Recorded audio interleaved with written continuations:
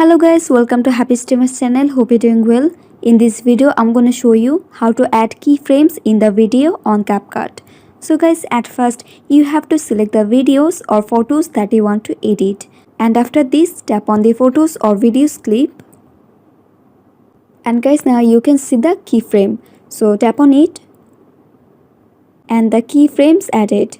Now move the pictures of your liking. And guys, as you can see, the keyframe automatically added by your moving.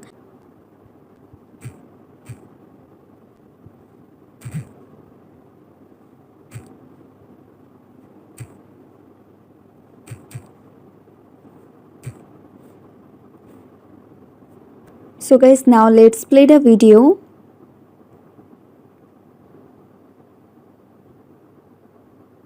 So guys, that's it. That's how you can do it.